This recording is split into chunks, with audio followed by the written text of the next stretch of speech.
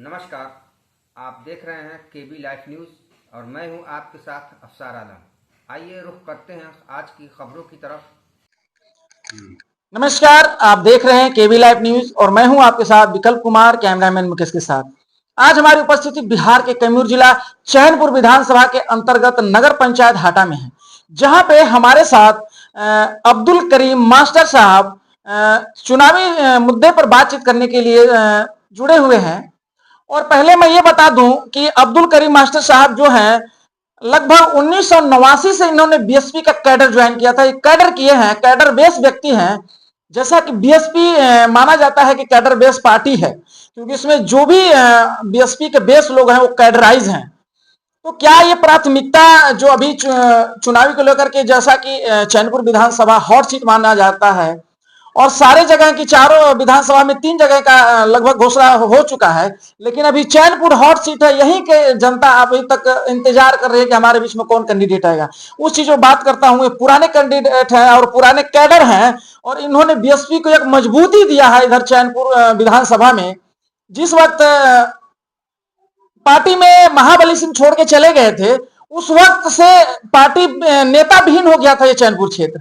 उस समय इन लोगों ने ये थे और इनके साथ में लगभग शिवधर जी थे और बालेश्वर भारती और तमाम लोग थे जिनका मैं बहुत ज्यादा नाम नहीं गिना सकता। वो लोग मिल करके चैनपुर विधानसभा को संवारने का काम किया है। तो कहीं ना कहीं आज पूरी दावेदारी आप ठोकते हैं, क्या कहना चाहते हैं इस पे आप? सबसे पहले मैं आपके चैनल केबी लाइव को धन्यवाद देता हूं। जी, बहुत बहुत शुक्रिया। साथ ही साथ इस पावन पर्व दशहरा और नवरात्र के शुभ अवसर पर सभी देशवासियों को हार्दिक अभिनंदन। सर, आपने बहुत पुराने समय से और बहुत समय से इस पार्टी को ज्वाइन किया और पार्टी में रहे। बीच में क्या अड़चने आई कि थोड़ा सा पार्टी से दूरी हो गई? सर, मैं कभी दूर नहीं रहा पार्टी से। सरकारी नौकरी में चला गया, इसलिए थोड़ा सक्रियता हमारी कम हो गई थी। फिर भी मैं जब भी चाहे रहा, ये सोमनाथ जी अध्यक्ष रहे हों, उसके बाद और साथी हमारे जो भी रहे हों, राम इकबाल जी रहे हों, सभी लोग का मैंने हरदम मदद करते रहा हूं। और पार्टी के और जो छोटे हमारे प्रखंड के और पंचायत के कार्यकर्ता थे, उनको भी मैं आर्थिक रूप से जब मजबूत हुआ तो आर्थिक मदद करता रहा हूं, साथ साथ और तरह का भी मदद करता रहा हूं। 2-2 बार सूत्र के हवाले से पता चला कि आप 2-2 बार यहाँ से मुखिया भी रहे हैं। जी सर, बहुजन समाज पार्टी की मदद से मैंने अपने बड़े भाई अब्दुल करीम अंसारी को 2001 में मुखिया पद से लड़ाया था, लेकिन कुछ वोट से हार गए थे। पुनः 2006 में मुखिया पद से हमारे बड़े भाई को लड़ाया था बहुजन समाज पार्टी के समर्थन से, तो वो जीते थे।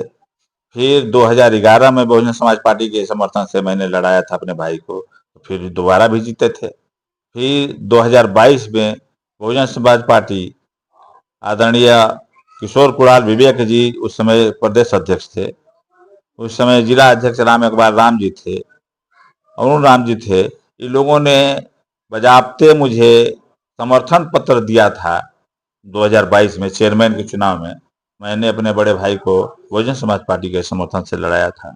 सर, मैं कभी बहुजन समाज पार्टी से दूर नहीं। पता चला कि बीच में थोड़े से दूरियां हो गई थी, जब महाबली सिंह पार्टी छोड़ के चले गए थे तो उनके साथ में बहुत सारे लोग चले गए थे, ऐसा कुछ सुनने को मिला था? ऐसा कुछ नहीं है सर, ये आप जानते हैं कि जो नौकरी में रहता है तो थोड़ा सत्ता से कोई आंच न आए उस पर, तो थोड़ा सत्ता से जुड़ा रहता है, मिलजुल के काम करना पड़ता है, कंप्रोमाइज करना पड़ता है।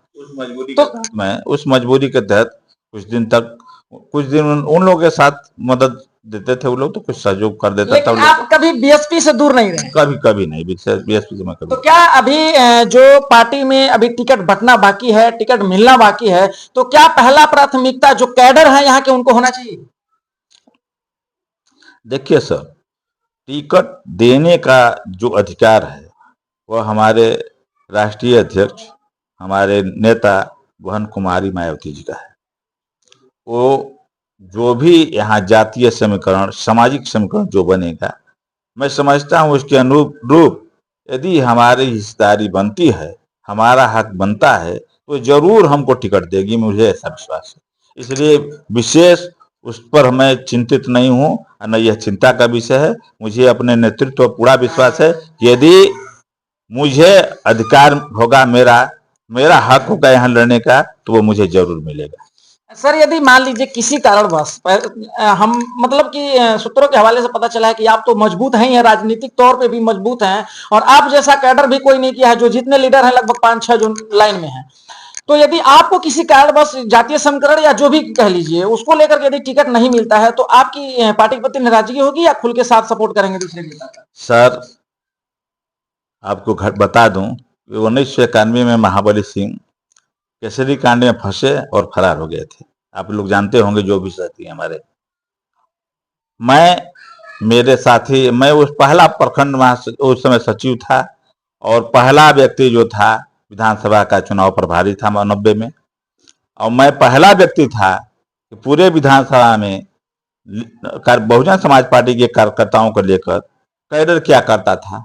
मैं बी राम साहब से कैडर लिया था, मानवर कांसी राम साहब से कैडर लिया था। उस कैडर का भरपूर प्रयोग मैं गांव में जाकर घूम घूम कर करता था, और सितंबर 94 तक, चुनाव होने से पहले तक, मैंने गांव में घूमकर 95 का जो चुनाव हुआ उससे पहले तक मैंने घूमकर गांव गांव कैडर क्लास किया हूं। तो मैं तो बहुत ही कैडराइज व्यक्ति हूं, और उस कैडर का ही देन था।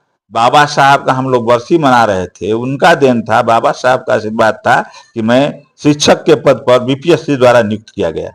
मैंने परीक्षा पास किया, उस परीक्षा में बाबा साहब पर लेख लिखने को आ गया था। क्या बात है। और मैं बाबा साहब की पूरी जीवनी घूम घूम बताता था, तो मैंने उसी पर लेख मिल गया। तो मैंने 4 पन्ना में अपना समय को देखते हुए 4 पन्ना में विधिवत पूरी जीवनी लिखा था। और चूंकि हाई स्कूल में मैं इस तरह पढ़ाता भी था, एक बालिका उच्च विद्यालय यहाँ खोला था, निःशुल्क लड़कियों को सेवा पढ़ाने का काम करता था मैं। कुछ औरतों को, महिलाओं को, शिक्षिका को रखा था उसमें। हम कुछ साथी, 1-2-3 साथी थे, मिलकर शिक्षण का काम करते थे। तो हम लोग पढ़ाते थे। तो हाई स्कूल में मैं मैथ, साइंस पढ़ाता था, मैं तो फिजिक्स वगैरह पढ़ाता था, तो मेरा साइंस पोर्शन तैयार था। अब बाबा साहब की कृपा से, उनकी जीवनी से मेरा निबंध भी बढ़िया गया, तो इसलिए मैं नौकरी में भी उनकी कृपा से आया।